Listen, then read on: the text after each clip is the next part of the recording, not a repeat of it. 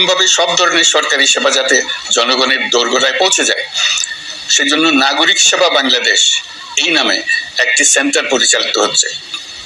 দেশের সর্বত্র শহরে, হাটে বাজারে তরুণ তরুণীদের মাধ্যমে বেসরকারি ব্যবস্থাপনায় সার্ভিস সেন্টার স্থাপনের কাজ শুরু করেছে।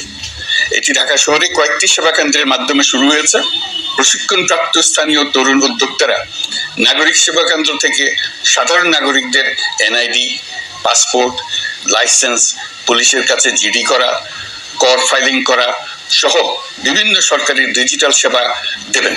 এর ফলে দালাল চক্রের খপ্পর থেকে মুক্তি পাওয়া যাবে, নানা রকম হয়রানি ও ভোগান্তি কমবে বলে আমরা আশাবাদী। এই প্রজেক্ট শূন্য বাজেটে আমরা শুরু করেছি। দেশের বিদ্যমান অব্যবহৃত সম্পদ ব্যবহার করেই সামনে এগিয়ে চলা সম্ভব, এটাই আমরা বাস্তবে করে দেখার চেষ্টা করছি। আমাদের চেষ্টা হচ্ছে প্রতিটি মন্ত্রণালয় থেকে যতগুলি সেবা এর আওতায় আনা যায় সবগুলোকে নিয়ে আসা। আমরা চেষ্টা করছি যাতে শিশু জন্মগ্রহণ করা মাত্রই তার জন্ম সনদ পেয়ে যায়, ওটাই হবে তার নাগরিক স্বীকৃতি এবং রাষ্ট্র কর্তৃক তার দায়িত্ব গ্রহণের অঙ্গীকার। ওইখান থেকেই যাবতীয় সকল সনদ সে তার নাগরিক অধিকার হিসেবে ক্রমাগতভাবে সম্মানের সঙ্গে পেতে থাকবে।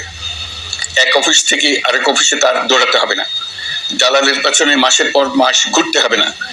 বিদেশ সফরে গেলে সেখানকার প্রবাসী বাংলাদেশিরা প্রায় আমাদেরকে সরকারি সেবা পেতে নানা রকম দুর্ভোগের কথা জানান।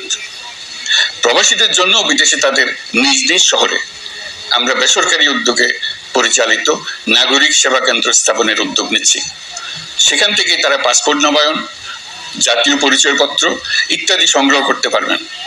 এগুলো কঠিন কাজ, এগুলোকে কঠিন করা হয়েছে, কিন্তু এখন সরকারের অভ্যন্তরে সাহসী ও উদ্যোগী সিনিয়র সচিব এবং ডিজিদের সহযোগিতায় অন্তর্বর্তী সরকারের মেয়াদকালে আমরা এটা সমাপ্ত করতে বদ্ধপরিকর।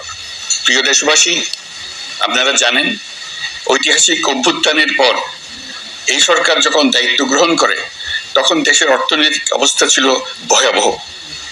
ভয়ঙ্করভাবে যুদ্ধ বিধ্বস্ত দেশের অর্থনীতিও এতটা খারাপ থাকে না যতটা খারাপ করে দিয়েছে 16 বছরের লাগামহীন লুটপাটতন্ত্র।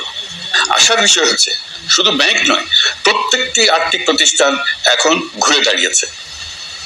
জনগণের আমানত এখন নিরাপদ। অর্থনীতির অধিকাংশ সূচক ইতিবাচক ধারায় ফিরে এসছে। আমাদের অর্থনীতির ইতিবাচক ধারা বিদেশি বিনিয়োগকারীদেরকেও আকৃষ্ট করছে। বৈদেশিক মুদ্রার রিজার্ভ শূন্যে নেমে যাওয়ার ভয়ে প্রতিটি সরকার বিদেশি ব্যবসায়ীদের আয় নিজ দেশে নিতে দিচ্ছিল না।